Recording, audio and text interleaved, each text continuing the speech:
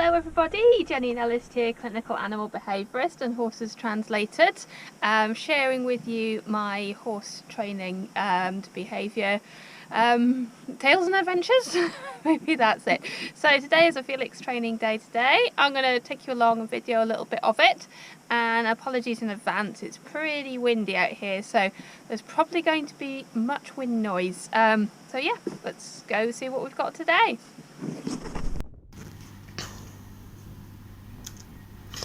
So I'm literally just going to talk over what I'm doing. This video is not edited, so you're seeing in real time what I did with Felix. So he gets trained, I was almost going to say once in a blue moon. He gets trained when I've got time and the weather is convenient and he's feeling settled enough in his head. Because again, he's only 3 years old.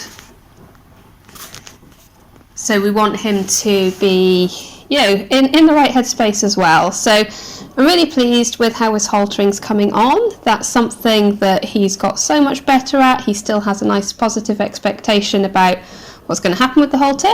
He's a bit impatient to get the food reward, because you can see he was sort of moving his head around.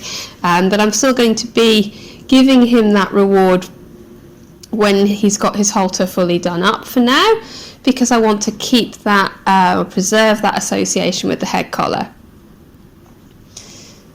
But today's training session is not necessarily about the head collar, it's going to be about looking at handling his feet. So I just prepare him, I take my time.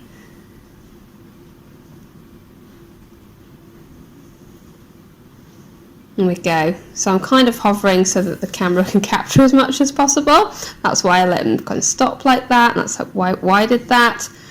So the tool I'm using today, in which he's barely encountered before, is a telescopic duster. Very cheap and cheerful from the usual online retailers. Sorry, excuse my coughing. I've got the tail end of a cold here. What I want to do is use the duster to make nice soft contact with him.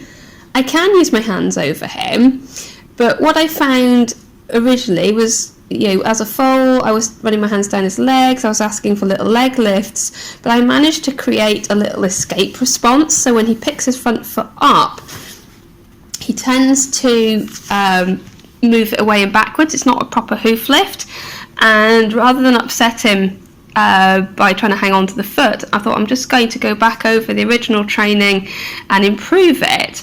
So the first thing I want to do is use the duster on a telescopic pole to be able to reach into a space and touch him, and so that I can pair that touch with the food reward, and I can also reward him for keeping his legs still. I do ultimately want him to lift them, but I also want him to keep still until he's got a really discreet signal to ask for lifting, so that we're not getting like a little escape response. The reason I'm not doing this with my hand is he does have slightly sticky stifles behind, and sometimes he gets caught in an awkward spot and he has the potential to kick out if he gets suddenly startled. So I thought everybody's more relaxed if we use the duster on a pole, basically, so that he can be more comfortable about that kind of contact. So it's basically taking the touch over all parts of his body, making sure that he gets rewarded with the food when he's cooperating standing still, his foot is down on the floor, I don't mind those resting.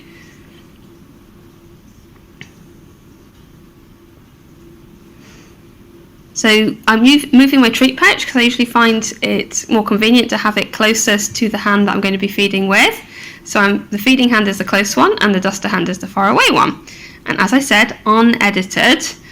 What I had done was, originally I'd started with the telescopic pole shorter, and as I switched to the other side I didn't shorten it again, I left it at its full length, and what he probably saw out the corner of his eye was a thing flying up towards the side of him, so naturally he stepped away. So I just don't panic, stop, reset him, start again.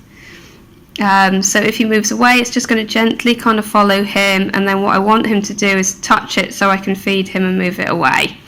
So it's not a big drama. I just don't want to escalate it to me chasing a pony around the field with a duster.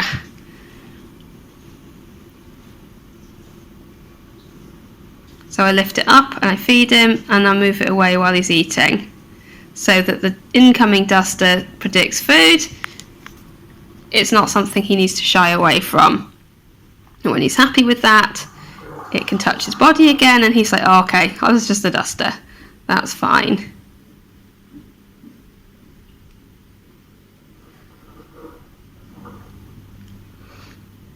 So something I could improve here, as well as avoiding ambushing him with the duster, is probably watch my feeding rate. I think I'm feeding him actually just a little bit too quickly. Could have slowed that down. He's actually quite fine with the duster. I don't need to be feeding him at the rate that I am. So I could be more precise on feeding him, maybe specifically for the contact with the legs and the legs not lifting. And I could give him more time to actually chew his food. He's just got a little head, and he takes a while to chew his food, and I could actually have been leaving him a little longer to do that.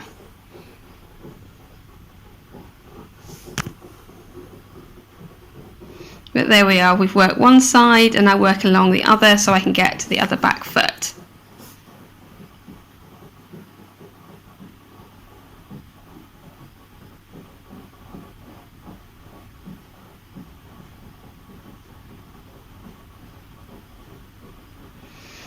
So there we've got a little move away there, and I don't know if that was because he's touching his back foot or actually he's moving his head around to get more food, which makes his back end walk away. So I just need to repeat the activity, make it clear that he's going to get the food when he gets the food when he's standing still and his foot is still. If I get any moving away behaviour, I just gently repeat the activity. And again, that's very helpful. It's on an extendable pole. It means I can reach without having to chase him around in circles by going near his bum.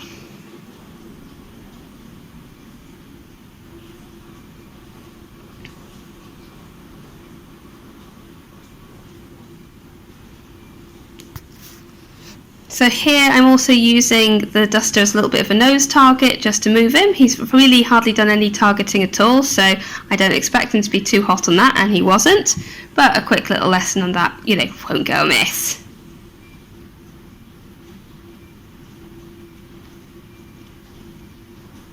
There we go. And can also use it to contact his face as well. Something I'd like to do with him in future is teach him to drive. So he'll need some way of knowing when to go forward, and using targets might be an option that I use. I haven't decided exactly how yet because we're not at that point.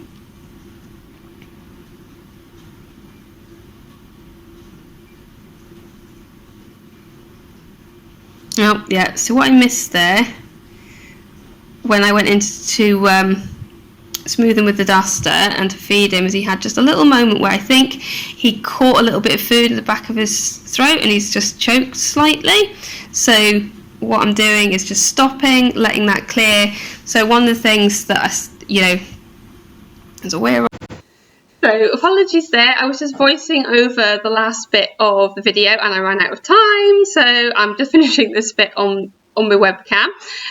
So yeah, what I was saying, I was feeding him at a slightly high 2 rate.